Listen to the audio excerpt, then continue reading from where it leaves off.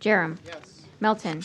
Mr. President. Yes. Items 29 through 53 are approved, 7-0. Item 54, an ordinance to amend Omaha Municipal Code, Chapter 18, by creating a new article to prohibit the use and distribution of single-use plastic carryout bags at certain retail business establishments. A is an amendment of the whole requested by the Law Department. B is an amendment of the whole requested by Councilmember Festersen. C is communications in support. D, communications in opposition. E is documentation received from Liz Burkle-Letty, City Council Staff Assistant. Thank you. The public hearing on agenda item number 54 will continue today. We'll start with proponents. Sophie Walenta.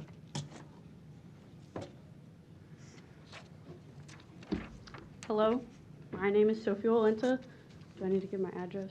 Okay, 743 J.E. George Boulevard.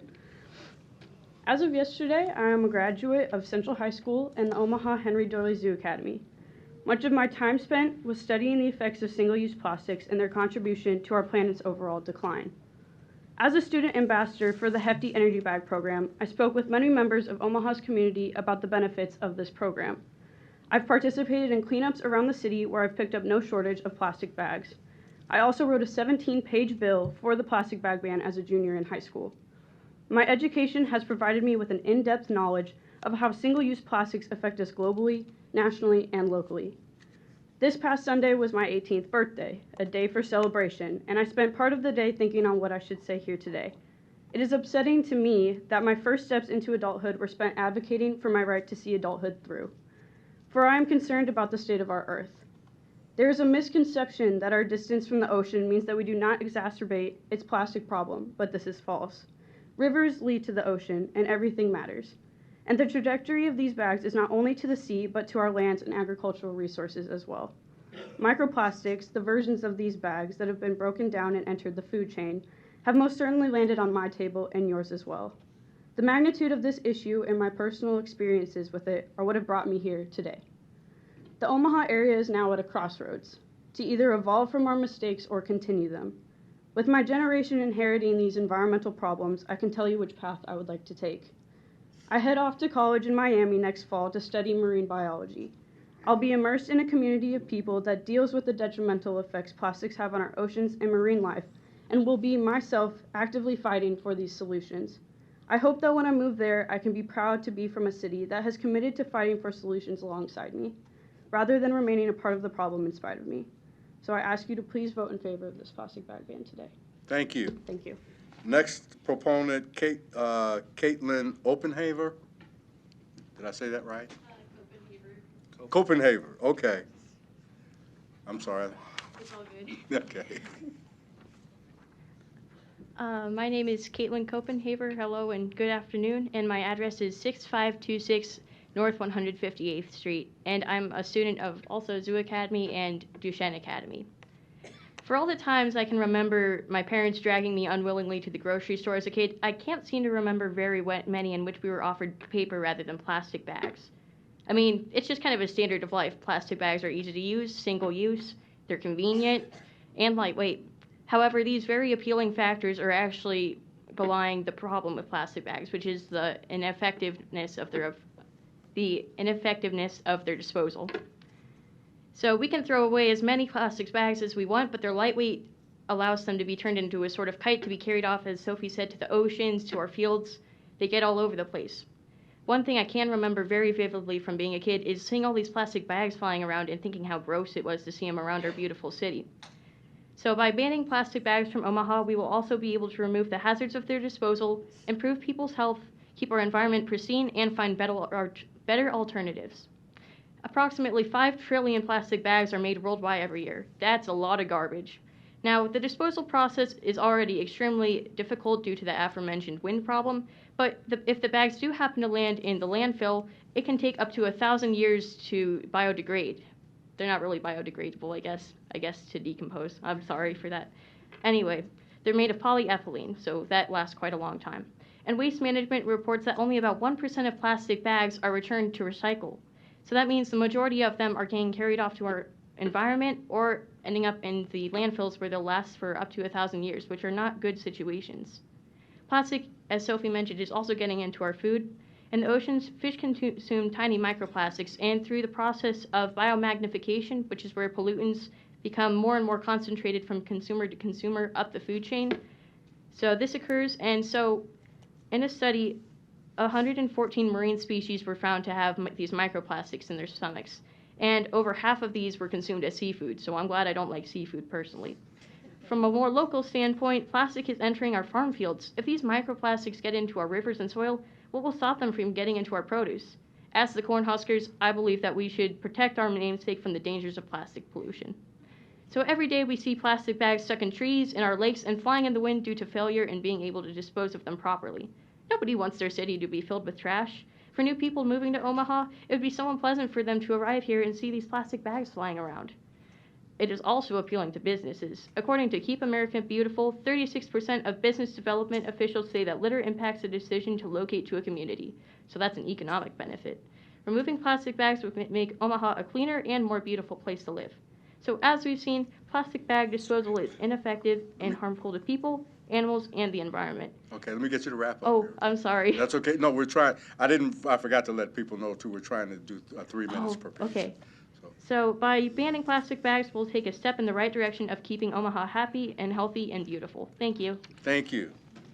Next up is, and I'm going to torture some of these names, Lucas Longer. I completely tore that up, didn't I? Okay. You'll say it right. Name and address for the record. Good afternoon, council members. My name is Lucas Lunger, living at 508 North Fillmore Street, and I am representing students from Westside High School, a part of Students for Sustainability. I am here to urge the members of the council to support the Ban the Bag ordinance. Plastic bags are a public health hazard. Many know of plastic bags' danger to marine life. Around 100,000 marine creatures are killed by plastic entanglement each year. Though through the pollution of our waterways and oceans by plastic bags, humans are also affected. Plastic bags do not decompose, though they do break down into little fragments that are then consumed by wildlife. Plastics in our oceans absorb pollutants such as polychlorinated biphenyl and polycyclic aromatic hydrocarbons. These compounds are known to cause health-related issues, including cancer.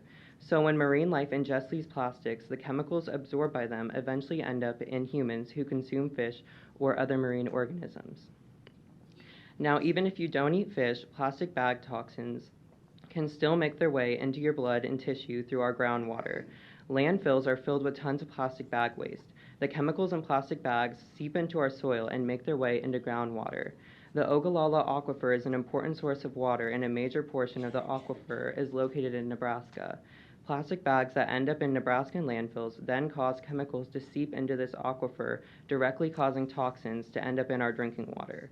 Tap water has been shown to contain microplastic, thus meaning the chemicals of plastic bags end up in the water we drink. Landfills aren't the only source causing chemicals to seep into our soil and pollute our groundwater. Sewage sludge is also a factor. Sewage sludge is used as fertilizer by Nebraskan farmers. Though many do not realize that plastic particles are contained by sewage and end up in this sewage sludge, Omaha provides its sewage sludge to Nebraskan farmers. The sludge, which still contains plastics, is then used as fertilizer, which means thousands of tons of microplastics end up in our soil each year. For the reasons I have mentioned, Omaha has a responsibility to protect public health by reducing our plastic bag waste. This ban can do that. I close by again urging this council to support the Ban the Bag ordinance. Thank you for taking the time to listen to my testimony, and thank you for our service to our community. Thank you. Next up is Ann Hubbard.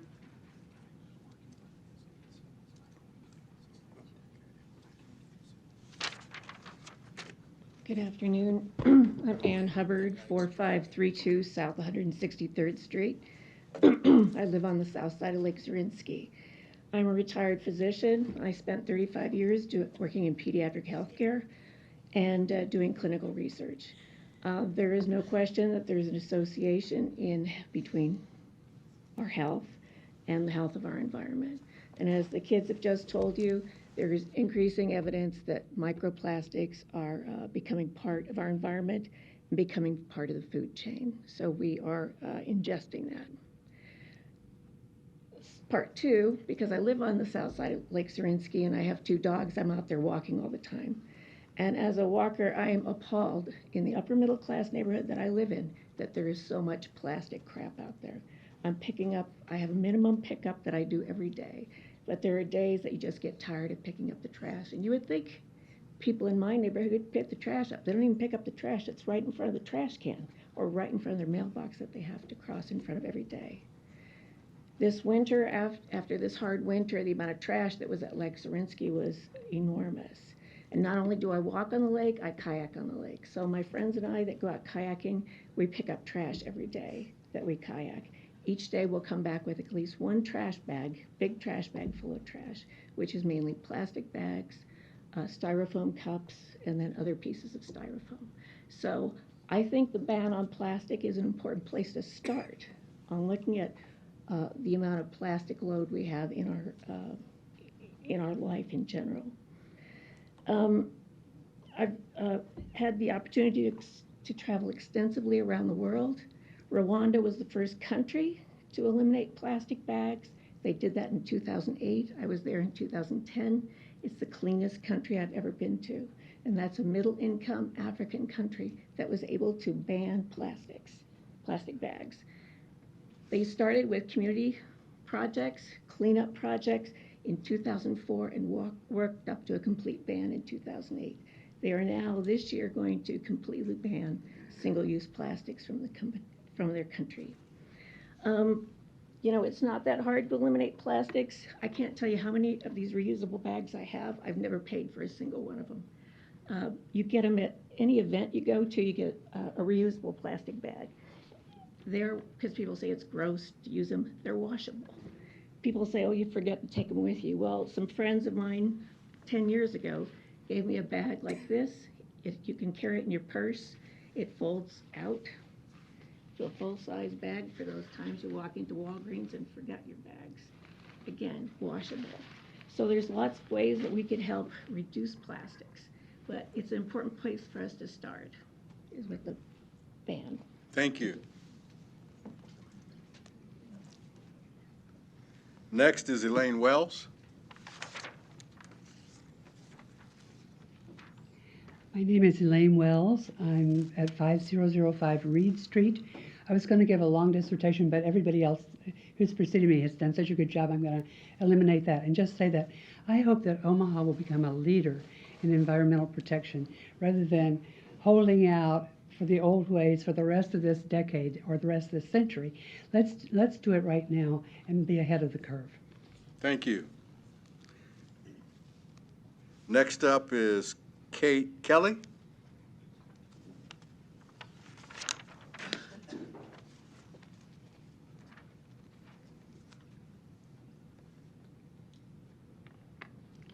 My name is Kate Kelly, and I live at 4717 North 80th Street. I am in Councilman Festersen's district.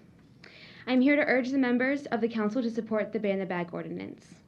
First and foremost, plastic bags are a great risk to not only public health, but the environment of our city. As a Great Plains city, we are blessed with fertile soil and farmland, all of which is aided by the many streams, lakes, and rivers that surround us. It is well known that plastic bags commonly block local drainage systems and release toxins into the water. These chemicals and microplastics are a threat to our bodies, our agriculture, and the livelihoods of the animals that we share our space with. Direct toxicity from plastics comes from lead, cadmium, and mercury. Other toxins in plastics are directly linked to cancers, birth defects, immune system problems, and childhood developmental issues. I don't know of any citizen who would support the continued use of these bags that have obvious detrimental effects. In fact, every peer, friend, and adult that I've spoken to always says something along the lines of, just get rid of them. Though plastic bags give the illusion of being able to be recycled, recycling rates for plastic bags average around 7%. Furthermore, plastic bags aren't free. Retailers pay the bags and they pass that cost on to customers. The plastic bag industry collects $4 billion per year in profits from the U.S. retailers. So why are we paying for a useless product when plastic bags are not the only available product for shoppers and consumers? Paper and reusable bags can be both reused, paper used for recycling purposes, as we do in my house, and reusable bags are both sturdier and larger. It seems pointless to continue to allow stores to put every purchase in plastic bags so frequently without thought of consequence. There comes a time when convenience can no longer be the first priority. Our environment, our earth, and our public health must come before a wasteful convenience. I ask this council to consider today, why are we allowing this to go unregulated in our community and city? As a young person, I'm a junior at Mercy High School. I don't want to continue living in a place where I commonly see plastic bags in trees, at the park, blowing across the road, or floating in water. And as a young person, this is a problem that we will continue to stand up against until it is resolved. I close by again urging this council to support the Ban the Bag ordinance. Thank you for taking the time to listen to my testimony today. Thank you. Next up is Patricia Fuller.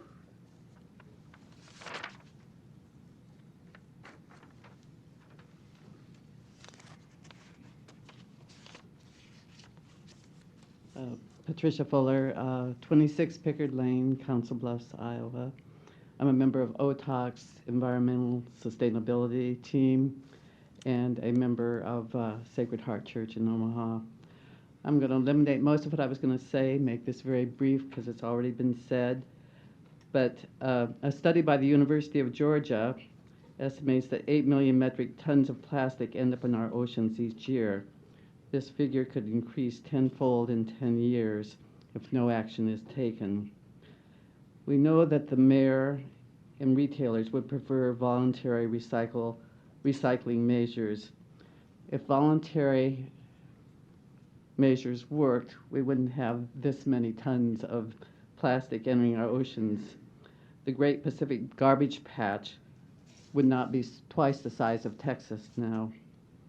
OTOC believes that all life is linked together and that how we consume has a wide global impact, and we must address the amount of plastic we produce and discard. I do thank Omaha Councilman for introducing this ban. I think it's very progressive, and I wish Iowa could do the same thing, but they have passed a law that no city can do their own ban, so I really appreciate this effort. Thank you.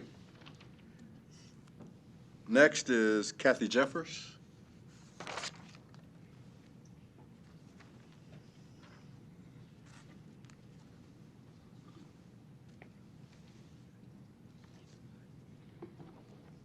Kathy Jeffers, 5706 173rd Avenue. I'm an OTOC member also, along with 26 churches and solidarity organizations. We together research and participate in actions like today. We are in favor of the ban of the one-time plastic bag use ordinance proposed by Councilman Pete Festersen and Council President Ben Gray. This ordinance begins to address the use of plastic, which contributes to the waste stream, as you've heard so far, and affects our well-being. It doesn't just go away. You'll hear from opponents to this ban who spend enormous amounts of money to ensure their economic interests go on as usual. Omaha has the opportunity to join other wise cities and countries to challenge the industry to find new ways to face this issue to help us all breathe better air. As consumers, we can become increasingly dependent on plastic that causes these environmental issues that's been mentioned. But as taxpayers, we also pay for them. The cleanup of our cities, parks, and city area home landscapes. Changing habits doesn't happen easily. It is a mindful effort to switch to reusable bags because the reusable bags do need to be cleaned to keep germs at bay, but with time, we'll make everybody's future better. Thank you very much for the time to speak. Thank you. Next up is Becky App. Is Becky here? Okay.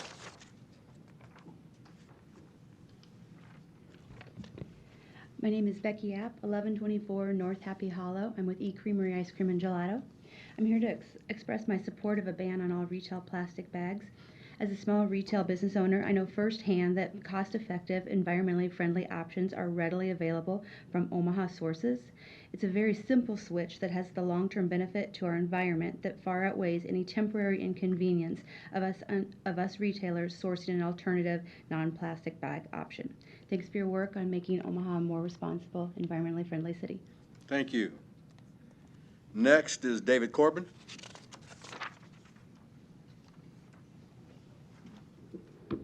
I do have some slides to show, so I want to open that. David, I'm going to keep time up here, too, because that's not working there.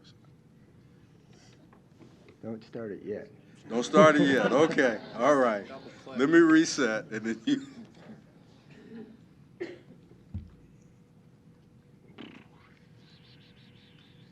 Okay, I got to find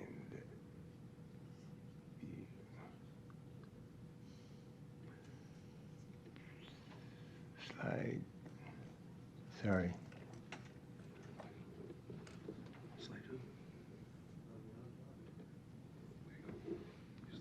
Okay, David Corbin, 1002 North 49th Street. I'm the chair of the Nebraska Chapter Sierra Club. The Sierra Club is the largest environmental organization in the United States. We serve to promote, protect, and enjoy the environment. I'm just going to go through these really quickly to note that there is not a wildlife organization that I know of in the world that says plastic bags are good. So I start with the cover of the National Geographic that showed the plastic bag on the cover. These are pictures of plastic bags. I don't have time. If I were to click that link right there, I could show you bag after bag after bag after bag. All of these pictures are taken in Omaha of littered plastic bags. Even our poet laureate, who was from Nebraska, wrote a children's book called Bag in the Wind, calling attention to the problems with plastic bags. You'll probably hear from someone else, but we have over 9,735 online petition signers, as well as several thousand paper signers. The Gateway, the UNO newspaper, called for support of it, and Mayor Southard's own online survey, when she put it out there, the majority of the people favored a ban. I should point out that originally it was, just to give a little historical, we proposed a fee, and the mayor says, no, let's ban them. We agree. So oops, going backward here. Just real quickly, plastic never goes away. Plastic piles up in the environment. Plastic spoils our groundwater. Plastic poisons our food chain. Plastic attracts other pollutants. So it's not just the plastic itself, but if there's other chemicals in the water, it adheres to that. That makes the things that you heard earlier even worse. Affects human health, you've already heard. I'm a public health professional for over 3 decades. It threatens wildlife, as you've heard over and over, and I said there's no wildlife organization around that says plastic bags should be around, and it costs billions of dollars to abate. 2 studies recently came out, plastic and the climate. Remember, plastic comes from fossil fuels, and that's a lot of fossil fuels. I would highly recommend both of these studies to you, Plastic and Health and Plastic and Climate. One just came out last week. And so often described as the world's #1 consumer product, as well as the most ubiquitous, shopping bags are now among the world's most banned. 127 nations, many communities, many states. And so any solution that reduces plastic production use is a strong strategy for addressing climate impacts, climate crisis that we are in right now. Why plastic bags? As mentioned earlier, it's a start. Nobody thinks this is going to solve all of our environmental issues, but in terms of wildlife and in terms of comparing to what you'll hear of opponents saying all of these things, if you're talking about wildlife and human health, this is not a product you want to have. Please support the ban. Thank you. Next is Mary Wells. Is Mary here? I think Mary left. Because she was with the other group. Amber Posh. Amber's not here. Michael O'Hara. Come on down, Michael.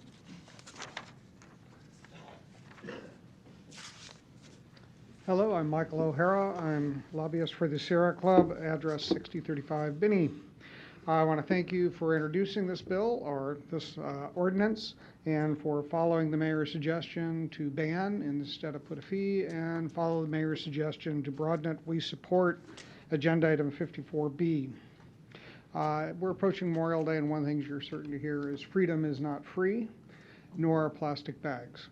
Plastic bags are only free in one sense. Economically, you're going to encounter many, many costs, and you are going to be the people paying that cost in terms of city operations, and we would like to stop that. You'll see things as like it's 1% of the garbage. Well, actually, it depends on how you count. 1% of weight, maybe. One of the surveys you're given in the extra communications has it highlighted as 0.8%, but when you add up the different types of plastic listed in it, it's actually 3%. Numbers will be all over the place. Reduce, reuse, repurpose, recycle, that's actually in state statute, and one of the things you should do is just reduce having this type of pollution. The county commission earlier heard on repurposing it with the orange bag. Recycling, one argument I've heard is that maybe 20% are recycled. That means 80% of the problem is not being addressed. Rarely will you hear someone say, do not address the problem because a small minority of the problem is being addressed. The comments were already made. One comment in the newspaper was we should let the entrepreneurial power bring us a solution. I certainly believe in that. I'm an economist. The waste as a form of an input is the idea behind reuse, repurpose. And if you are competing with an input that is free and falsely free, it's very difficult to compete with it. If you were to ban this noxious item, then you would find that there would be more entrepreneurs who would step up. Reducing your cost and increasing your sales tax revenue, I find hard to perceive as a bad idea. I'd like you to vote in favor, and I'm a constituent of Councilmember Pahls. Thank you. Next is Kelly Newell. Kelly Newell. Good afternoon. My name is Kelly Newell. I live at 3526 South 48th Avenue. I own a clothing store called Scout Dry Goods and Trade in the Dundee neighborhood, 5018 Underwood. We're a bring your own bag store, and we have been for the last 11 years.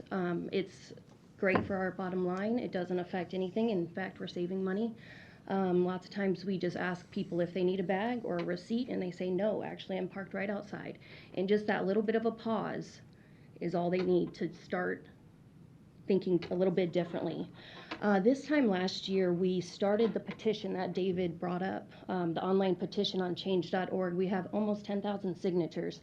That was sent over to the clerk. It's a 464-page PDF that we did not print out. Save some trees, of course.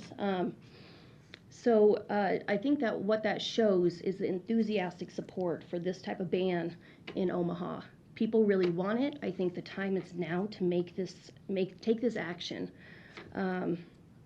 Please, this is not an issue that's going to go away. I know that I've been working with a lot of students, the student council, lots of schools, talking on sustainability. This is an issue that this generation feels very passionate about, and if it doesn't pass today, I know that we're gonna keep fighting. So I please ask you to support the ban, and thank you for your time. Thank you. Next up is Catherine Carroll. Catherine Carroll. Okay.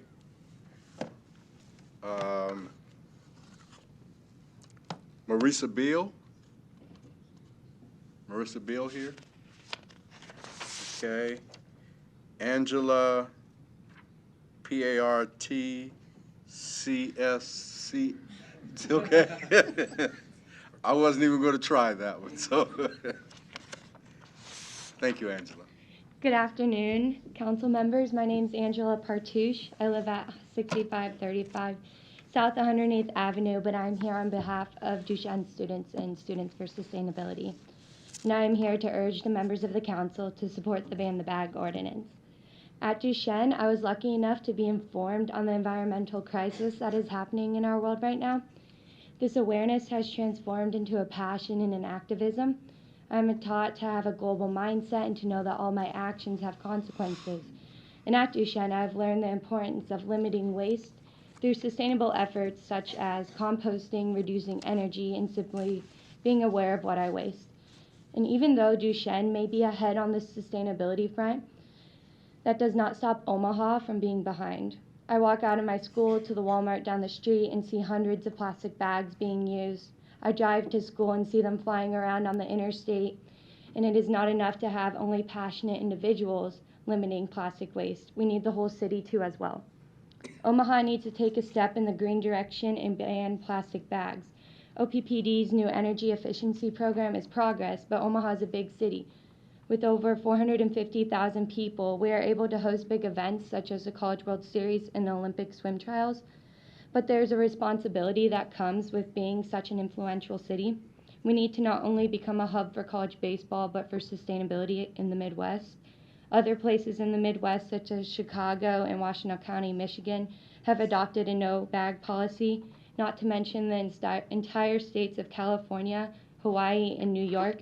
Even less developed countries such as Rwanda and Bangladesh have been aware of this problem for years. These places understand that we need to take substantial steps within the legislature to keep the world that we live in safe and clean, and Omaha must take those same steps. Lastly, we need council members to set an example for us. Young people won't let this slide, and we will keep fighting so that our kids, grandkids, and future generations will be able to live on a healthy and clean earth. Please listen to us because we are fighting for our own future. I close again by urging the council to support the Ban the Bag ordinance. Thank you for taking the time to listen to my testimony. And thank you. Thank you. Next up is Juliana Angel.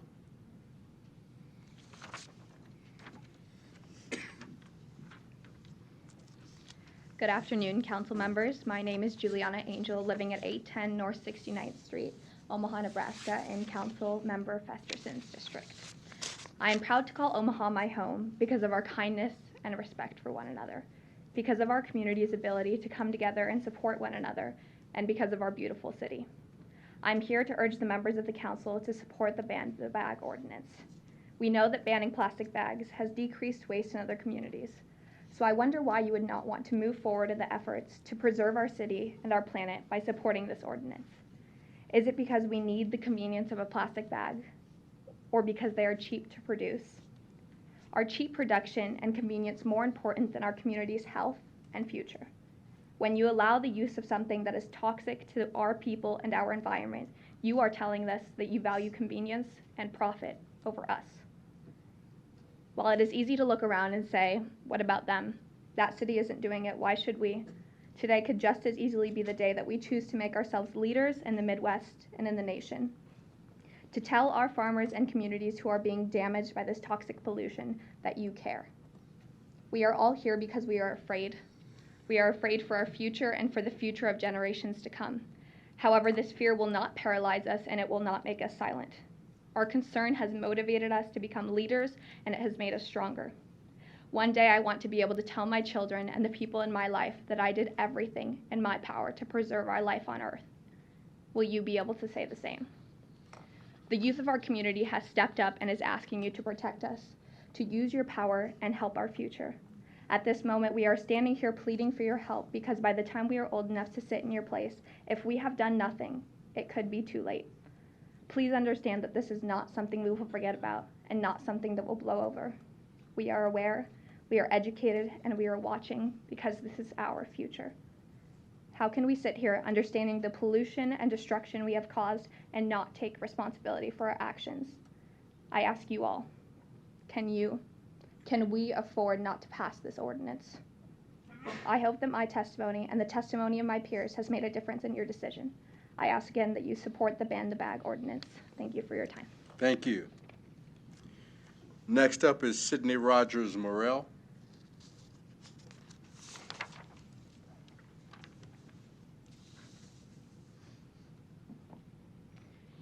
Good afternoon, council members. My name is Sidney Morelle. I live at 2722 North 112th Avenue, and I'm a constituent of Councilmember Melton.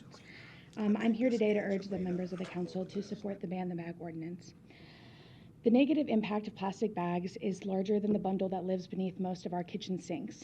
The negative impacts will affect everybody here today and will outlive everybody in this room. The decisions we make today will be seen for generations to come. Single-use plastic bags take 1,000 years to decompose, and Americans use 100 billion of these bags every year, which breaks down to 280 million in the Omaha area alone. And while these bags are stamped with the recycle symbol, very often they are not recycled properly or at all. Plastic bags are not just impacting us here locally. Hashtag we don't coast, but through the use and improper disposal of these bags, we are severely impacting the coasts. Studies have shown that 50% of dead sea turtles are found with plastic bags in their systems. And here locally, our wildlife and interior lakes are affected by these hazards as well. If the ocean impact was not enough to sway you, there is a high economic impact as well. Many urban communities are having to pay high fees for litter removal, and trash bags have become a huge part of that problem.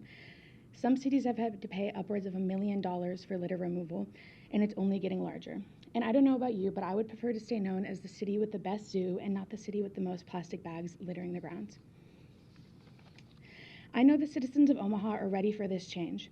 As a former employee of Hy-Vee, I saw for 3 years just how much plastic bags Omaha citizens consume.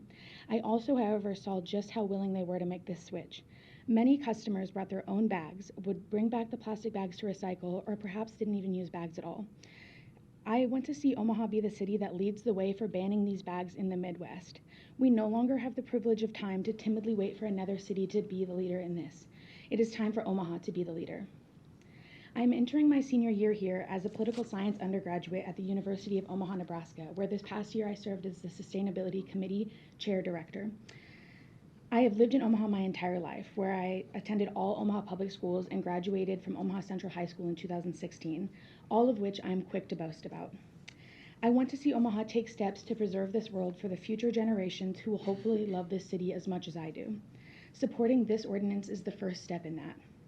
People have been asking me about my post-graduation plans and if I will be staying in Omaha. It is decisions made by this body that play a huge role in that decision. Council members, you have the power to keep young Nebraskans here at home by listening to us here today and any time that we speak up. I close my testimony today by once again urging you to support this ordinance. Thank you for your time and listening to me today. Thank you. Next up is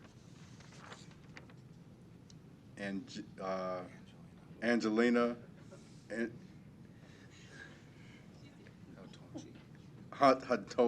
There you go. You. It's your turn. Thank you. Hi. Good afternoon. My name is Anselma Huntonji. That's how you pronounce it. Thank you. I'll remember that. Will you? Probably not, but go ahead. Okay. I live 5434 South 109th Q in Q. Councilman Rich Pahls, I am your constituent.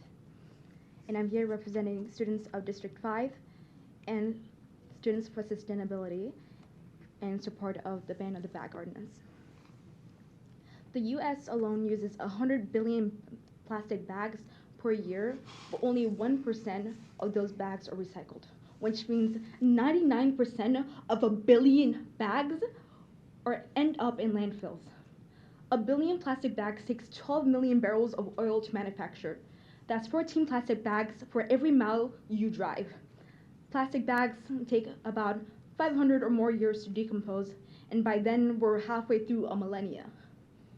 Plastic bags break down into smaller bits called microplastic that are harmful and sometimes fatal to marine life. There are more microplastic in our ocean than there are in the Milky Way. Over 100 million marine life, birds, and other animals die each year from plastic trash. There are 5.25 trillion pieces of plastic debris in the ocean, and it's estimated that at the least 700 marine animals are affected by plastic pollution. We cannot stand by and continue to watch our government destroy our planet. I stand before you not just as a Bleeding Heart student, but as someone who really cares about the future of our country and our nation and our planet. This is a call to action. Everything we do has a consequence, and Omaha has the opportunity to make a big impact. What happens to our future depends on the small things that we do now. And I urge you to make the right choice. Thank you. Thank you. Next is Matt Anderson.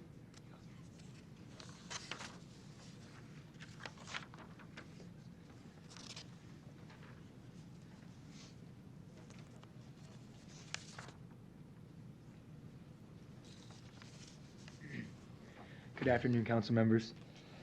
My name is Matthew Anderson, and I'm an ex-senior at Creighton Prep, living at 15707 Woolworth Avenue, Omaha, Nebraska. I'm a constituent of Brinker Harding's district. I'm here to urge the members of the council to support Ban the Bag ordinance. Over time, plastic bags get into the soil and slowly release toxic chemicals. This affects our agriculture in Nebraska. Not only do plastic bags affect the agriculture community of Nebraska, but they in turn harm the consumers, us. Oftentimes, we believe that plastic is only harmful when we can see it with our naked eye, but this is false. Between 107,000 to 730,000 tons of microplastic are added to European and North American farmlands each year. Not pounds, but tons. Oftentimes, plastic contamination on land is overshadowed by plastic contamination in the sea. In fact, plastic contamination on land is estimated to be between 4 to 32 times higher than in the oceans. We cannot continue to ignore this issue. I close again by urging this council to support Ban the Bag ordinance. Thank you for taking the time to listen to my testimony, and thank you for your service. Thank you. Next is Torrey Bianco. Torrey Bianco? Okay.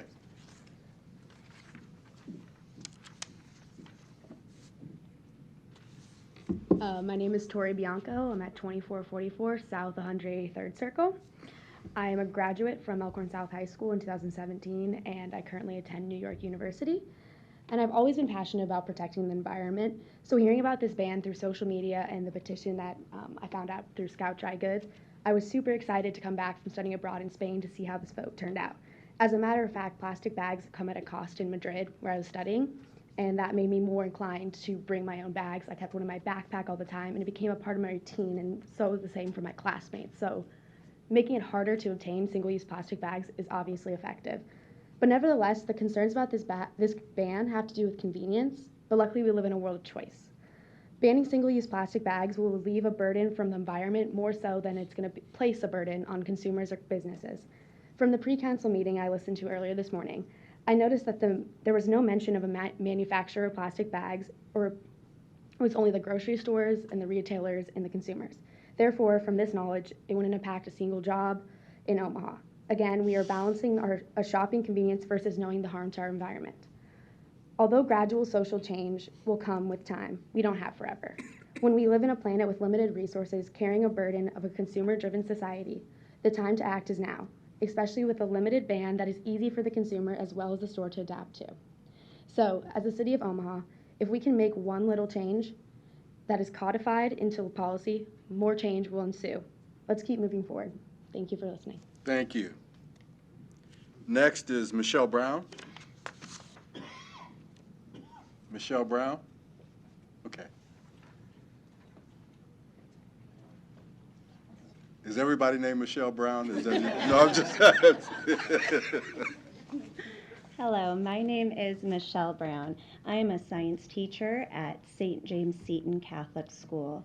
The address of St. James Seton Catholic School is 4720 North 90th Street. My home address is 5067 Blondo Street. Some of my fifth graders are here to talk to you today about why they support the plastic bag ban. There you go. Hello, my name is Kiana Kaltenberg, and I'm 11 years old. By 2050, if plastic use keeps growing as expected, there will be more plastic in the ocean than fish. If that happens, when my dad and brother or anyone goes fishing, they could be catching plastic bags. That takes the fun away from fishing, especially if that was their hobby and they couldn't be catching fish. Thank you. Hello, my name is Lexi Olmstead, and I'm 11 years old. In 2050, when I'm 42, if plastic bag use is still as much as it is today, that means that you'll be swimming in plastic, and that is not really something you would want to do. Thank you. Hi, my name is Avery Peklo, and I'm 11 years old. There are 1 trillion plastic bags used each year around the world. 380 billion are consumed in the United States alone. That's almost 40% of the world's plastic bags used by us. Thank you. However, less than 5% of plastic bags are recycled.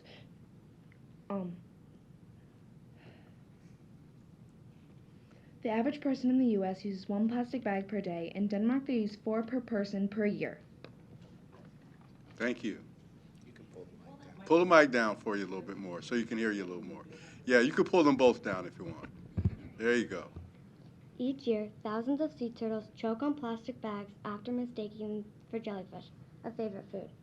Plastic trash can hurt animals and the earth. We need to take care of them because they're God's creation. Hi, I'm Olivia Trout, and I'm 11 years old. Over 90% of all seabirds have plastic in their stomachs. Plastic trash hurts animals, and that's not okay with me. Animals are living things too, and we need to do our part to protect them. Thank you. Hi, I'm Chris Hillebrandt, and I am 10 years old. Plastic causes problems on land as well as on water. They don't biodegrade, taking up permanent space in landfills. That means every plastic bag ever made is still around. I am 10 years old. I have a long time on this earth left to live, and I want the world to be clean, not just for me, but for the generations after me. Thank you for your time. Thank you. Thank you all. Are there any other proponents who did not sign in to speak before we move to the proponents? Proponents, has any proponents come in that didn't sign in?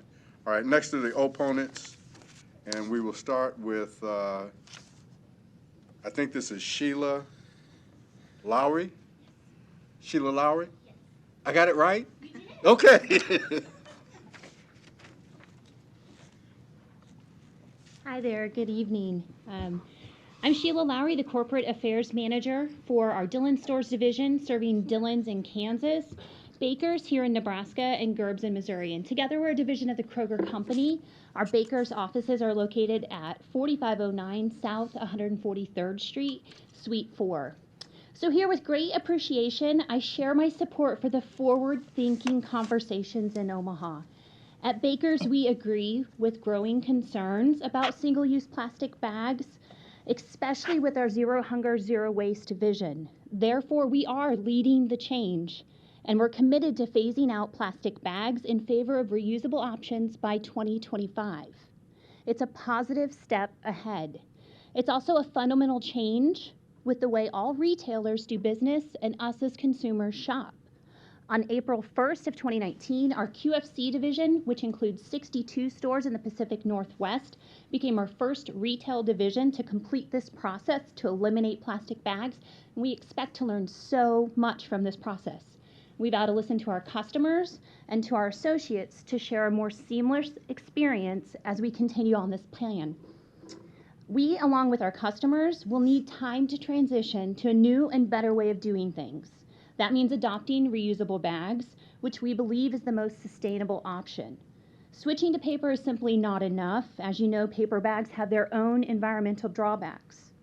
With these points in mind, we need time to work with our supply partners to ensure that we have the best reusable bag available. We know this transition also takes education and reminders for our customers to adopt these new, better ways of shopping. It also takes understanding on the part of how to properly clean those reusable bags to reduce the risks of cross-contamination. So we as retailers need all of your support along this journey. And we cannot assume what makes sense for one customer makes sense for everyone. We must respect the needs of all customers to avoid imposing undue burdens with any of our shoppers. So at Baker's, we currently train our associates to reduce the number of plastic bags at the checkout, and we're continuing to offer those recycling options to our customers. In fact, last year with our 11 at Baker's stores, we were able to recycle more than 103 tons of plastic. So Zero Hunger, Zero Waste is our purpose, it's our passion. In 2018, we contributed more than 1.3 million meals with food rescued right from our stores, which was an increase of almost 17%, while decreasing our impact to the landfills by nearly 8%. So phasing out plastic bags requires a great deal of preparation on our part and on the part of our customers. And at Baker's, we're in a unique position because we have a plan, we have a vision in place. We're actively working towards that vision with a goal of eliminating plastic bags by 2025, and we would appreciate the flexibility to continue on that path. Thank you very much. Thank you. Next is Michael Leary. Michael Leary? Okay. Okay. Michael Leary, 1920 North 81st Street. I heard a lot of good things from the kids here and that, but I don't know if they heard the recent change to the ordinance. Yeah, address us though here. Okay. Thank you. How's that? Thank you. I don't know if they've heard the recent change to the ordinance. You think this is a plastic bag ban. It's not. He's excluding all retail space less than 10,000 square foot. That means there isn't a convenience store in this town that's 10,000 square foot. Come and Go calls them 5K. They built one recently, they called it 6K. That's 6,000 square foot, 5,000 square foot. The lady back there that had a retail business, I don't think she's got 10,000 square foot. So they will still be able to provide these plastic bags. And that.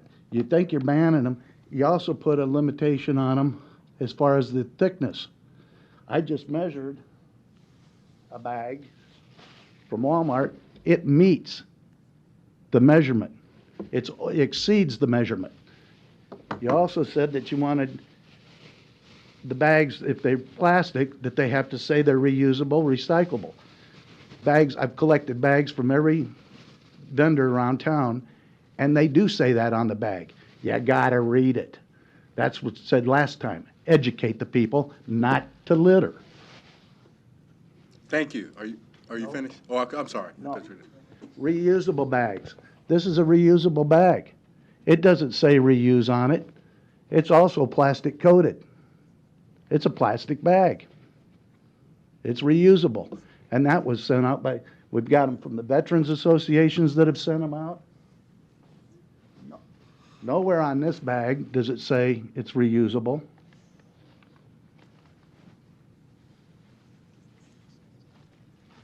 This bag that they distribute ice in, and you're talking about bags getting in the streams and that, this is the bag that's getting in the streams.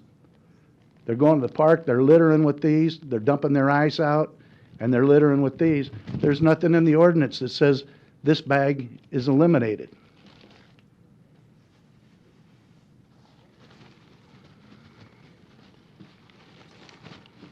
This bag here is provided by the city in the city parks. It don't meet your specifications.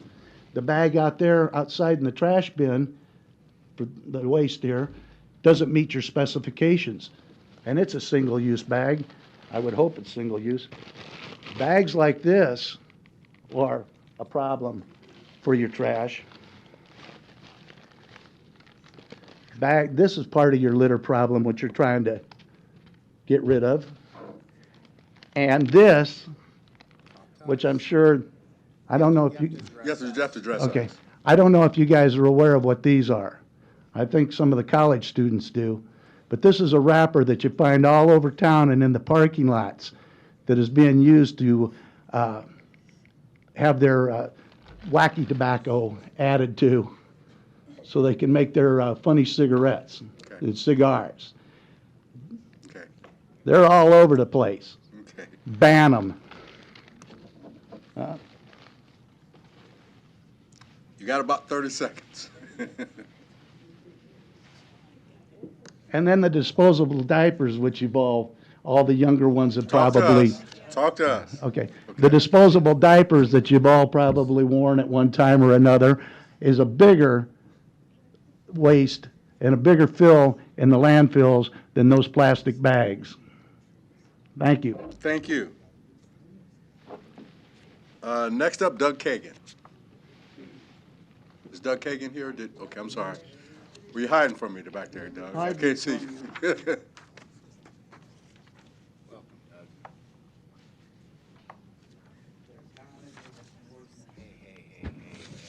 Good afternoon. Doug Kagan, 416 South 130th Street, representing Nebraska Taxpayers for Freedom. A recent study by the National Center for Policy Analysis found that plastic bag restrictions cost jobs. The NCPA surveyed store managers in Los Angeles County where a ban of thin film bags took effect in July 2011 to verify a ban impact on revenues and employment. Workers in the plastic bag industry or bag recycling lost jobs. In the U.S., more than 30,000 Americans are employed by the plastic bag manufacturing and recycling industry, according to the chairman of the American Progressive Bag Alliance. Bag bans and taxes put these jobs at risk at a time when we should be supporting the creation of new jobs. Bag ban proponents promised that a ban would encourage industry to, quote, retool and, quote, retrain workers to make a different product, yet no evidence of this trend has surfaced. Note that American companies manufacture plastic bags. Most paper bags come from Asia. Companies recycle tens of millions of pounds of plastic bags. The rate of plastic bag recycling increases each year with help from the American plastic bag manufacturing and recycling industries. Ban proponents seek to stop businesses from offering a free product to customers and stop customers from receiving a free service that we have enjoyed, unwarranted government intrusion. Local ban ordinances create a patchwork of regulations that increase costs and make it difficult for businesses to comply with varying requirements within areas. We might expect next from such micromanagers of our daily lives an effort to ban styrofoam cups, straws, napkins, plastic water bottles, or plastic garbage bags. Sponsors decry plastic bag litter, yet they seek to penalize all consumers for the poor behavior of a few litter bugs. There are still so many exemptions in this proposal that both customers and businesses will become confused about permitted bags and those not allowed. Bag bans intend to control people and their attitudes. No matter that there is no qualitative improvement in the environment, no matter that plastic bags are a tiny part of a larger problem, actually paper bags cause more landfill waste than plastic bags and degrade very slowly because of compaction. No matter that freedoms and small businesses trod upon. Only that a few public officials can control citizen behavior and force residents to adopt what they consider a green lifestyle, whether they like it or not, condescending to citizens they believe not intelligent enough to make our own decisions. A ban meddles with the free market. In conclusion, Omaha should prompt private entities to educate citizens about the hazards of littering and plastic bags following the landscape and storm sewers. Enforce anti-littering ordinances, including heavier fines. Publicize recycling and reuse. Thank you. Thank you. Thank you. Next up is Kevin Gomez. Is that Gomez? Okay, thank you. Kevin Gomez.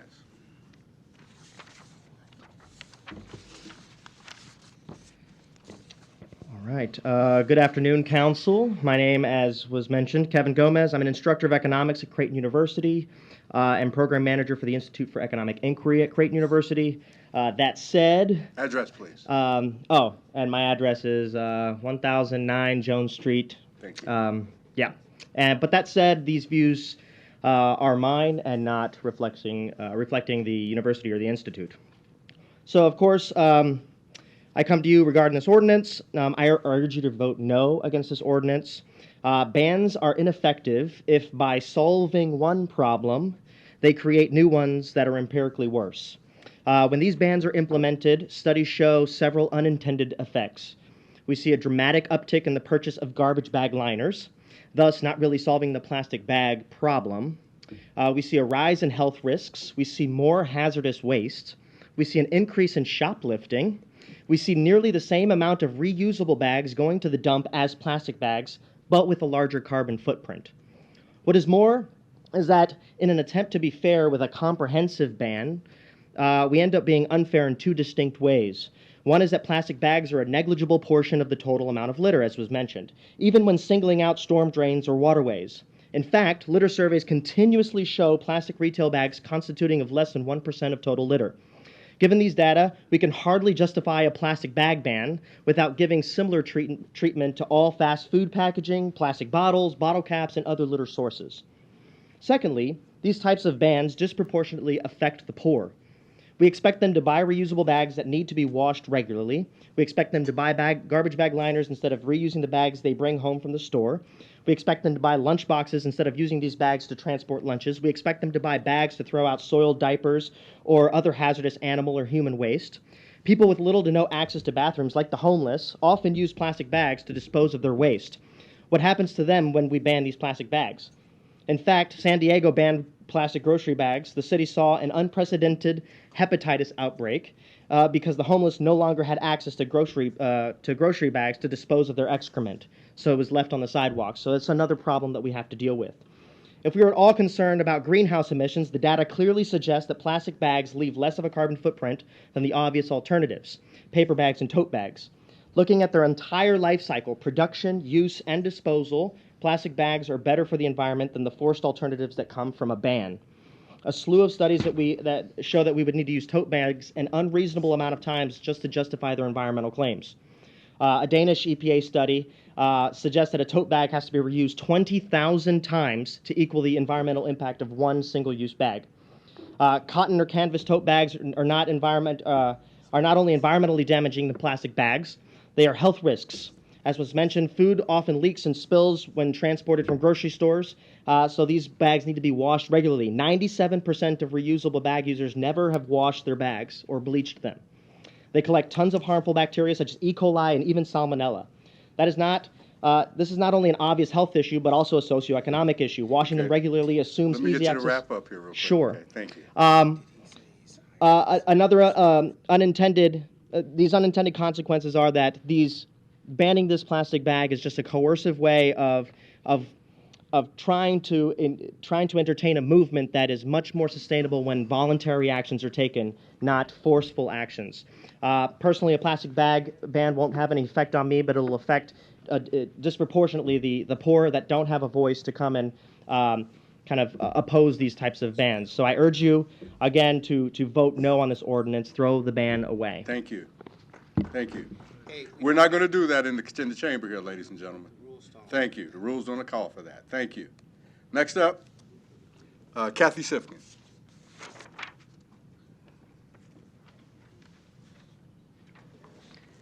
Good afternoon, President Gray and members of the City Council. My name is Kathy Sifkin. I'm the Executive Director of the Nebraska Grocery Industry Association.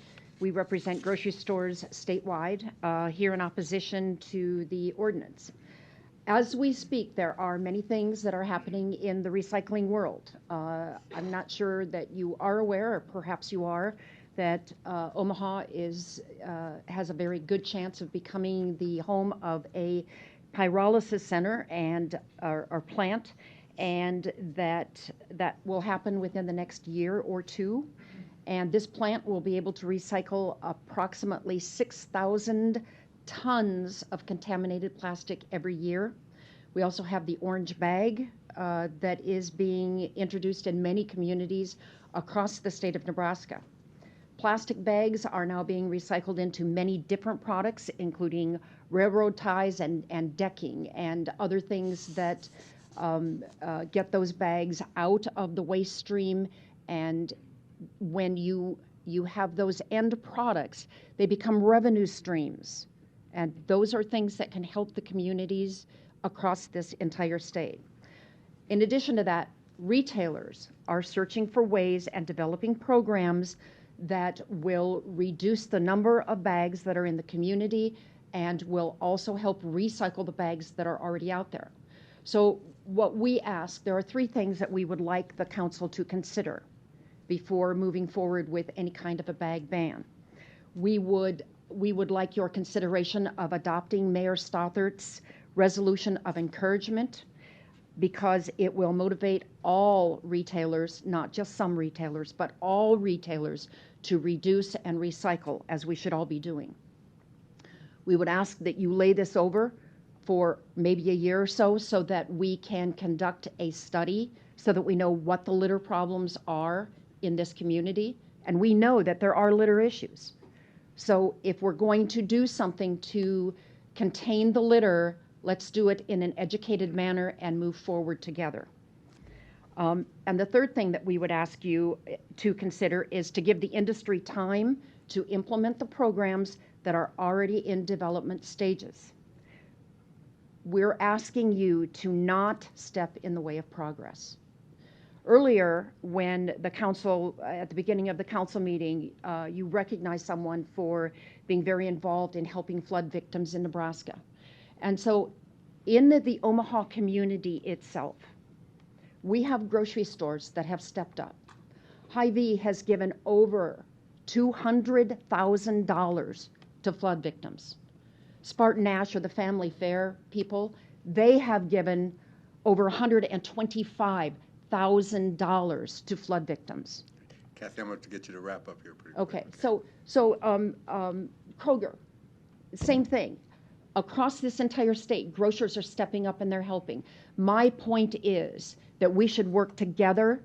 We should be on the same page. We shouldn't be getting in each other's way, and that's what this ordinance does. So I'm asking you to lay this over, and if you have any questions about anything, I'm always available.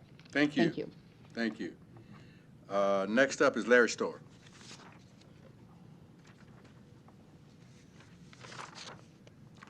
With Robert Fairchild and Hal Dobb on deck.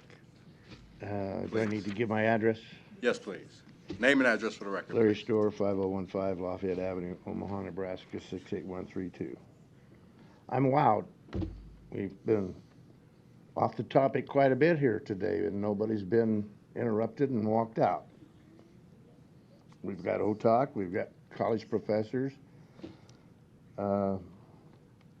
we've got the global warming people. Mr. Store, we were all talking about the bag. I'm talking about the plastic bag that, like the Omaha Okay, World then Herald's let's stick not to the banned. band I'm bag, sorry. please.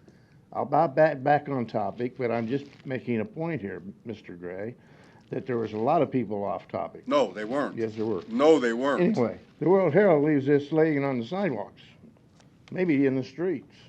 It says don't leave around for children. It does say it's recyclable, but they're not banned. Our children here, that, by the way, one of the rules says that only one person at the microphone at a time.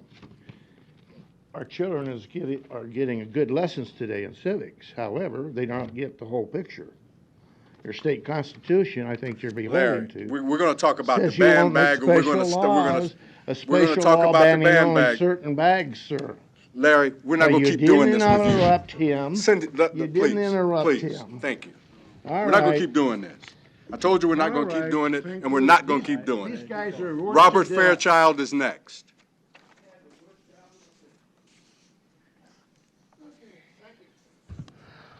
My name is Robert Fairchild. I live at 2412 South 19th Street in Council Bluffs, Iowa.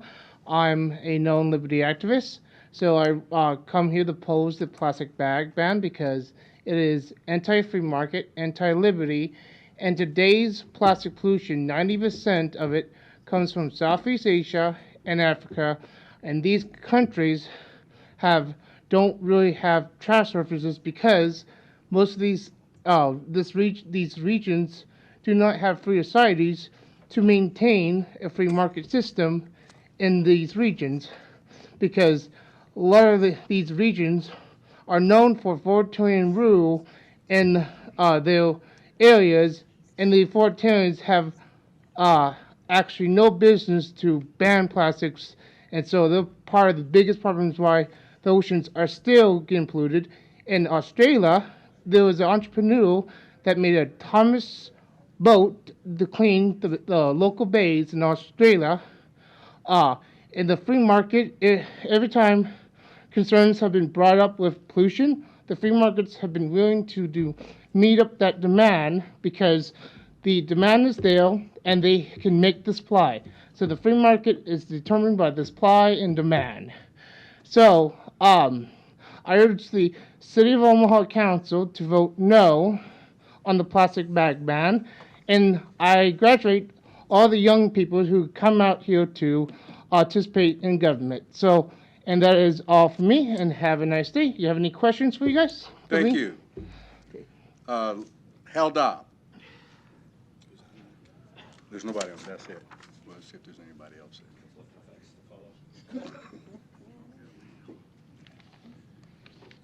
Mr. President, members of the council, first of all, thank you for this opportunity to visit about an important issue that faces us as a community. I thank you for your service and sitting through I thought a very educational hearing today. I learned a lot, and I learned a lot from the younger people who came to share their concerns and their feelings and views. Making wise and workable public policy is a big challenge. You face it every day, in every one of your council meetings. And so I was reminded to try to avoid the thought of the issue being polarized on the hard right with political ideology or the hard left with anti-oil products, special interests, to also avoid exaggerations and avoid emotions. So I thought about Dragnet and that detective who said just the facts. And he took notes. He said just the facts. So there's no cost information about Omaha's problem with plastic bags. It's not a skateboard issue. It's not a scooter issue.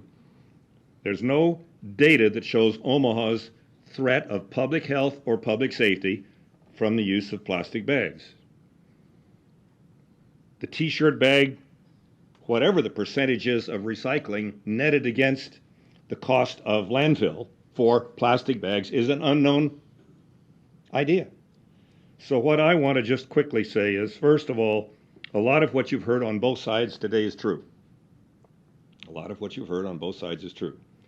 But a lot of what you've heard on both sides is an exaggeration. It's not an exaggeration, though, to say that paper bags are far more expensive and far more damaging to the environment and far more costly to landfill. They create methane, for example, even in their long-term deterioration. When we've got covered lidded carts, a decision you will be making shortly, when we have paralysis coming to this region in the next 2 years, which uses all plastics of every kind to make diesel fuel, when we have a biodegradable tote or carry bag soon to be strong enough to eliminate this particular small millage refined single-use bag, as it's called. For me, it's a multiple-use bag because I have lots of uses for those bags in my house. But we have a lot of things to consider. So when you exempt so many and don't have a preemption in the state statute like Iowa does, so you can control the surrounding communities that don't have such a limitation. So the bags will still blow if bags are a problem in terms of site and litter, and we'll still have a significant, probably more bags go into the landfill stream from the C stores than from the stores that are the big boxes that have a responsible recycling program in place right now. So I would urge you to indefinitely postpone the consideration of this resolution and commission a study over the next 12 months to know exactly what the problem is before you change the habits of the stores and the poor people, the people without cars, the handicapped, the elderly that depend upon the use of this more convenient way of carrying things. Plastic bags are convenient, and convenience has a value, but the recycling industry knows that plastic is valuable. We don't want to bury it in the landfill. We want to reuse it, reclaim it, and reprocess it. And that's what this industry is doing, much as aluminum cans faced the same debate in our society 20 years ago, and a 360-degree program was developed for the recycling and reclaiming and reusing of aluminum. And that's what's underway with plastic. Thank you very much. Thank you. I saw you just looking at me then. May I put in the record? Yes, you can. The World Herald article? Yes. Which was a part of what Mr. Gomez talked about when he testified a moment ago from the Creighton Economist. Certainly. Thank you. Is there any other opponents who did not sign in who wanted to be heard? With that, we close the public hearing. Mr. Festersen. Thanks, Mr. President. I want to start by just thanking everyone for their testimony here today, both proponents and opponents. And I especially want to thank all the students that are here today, not just because you're supporting my ordinance, but because it's so great to see you engaged in the civics process and hear from me today, because what I've found on this issue is that the younger generations get it. They understand we're making decisions about their future today, and they feel strongly and passionately about what we're doing today, and it's great to see you come out and express your opinions to us, and it's something I greatly appreciate. I was just making a few notes about who we heard from today in that regard, and I'll list them as Creighton Prep, Elkhorn South, Westside High School, Central High School, go Eagles, Duchesne, Creighton University, UNO, Mercy, and I also heard from Millard West students. So a great sampling across the city of those opinions. And I especially want to thank Shelley Brown and her fifth graders here from St. James. They asked me to come speak to them recently. I think that was about 2 weeks ago.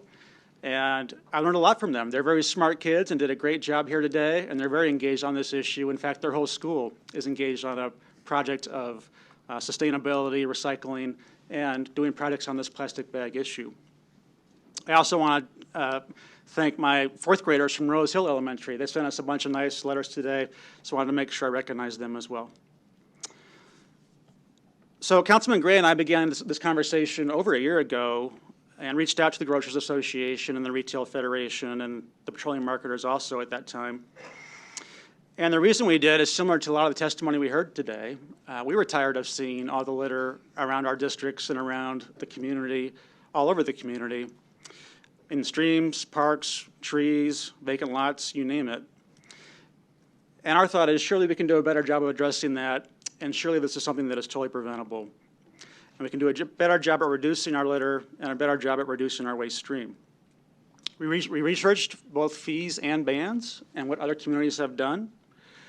About 350 cities now or localities have done something along these lines. And after speaking with the mayor, we settled on an approach that went the direction of the ban approach we're talking about here today. And do feel it's easier and more straightforward than some other approaches.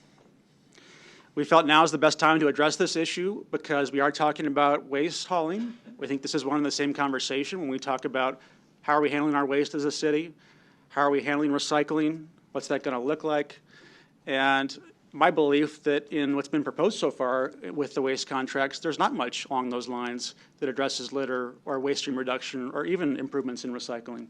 So to me, this is one and the same conversation and important that we address this as well. So we started with a simple ban that was essentially food sales as currently defined in the zoning code, and that's primarily a large grocery.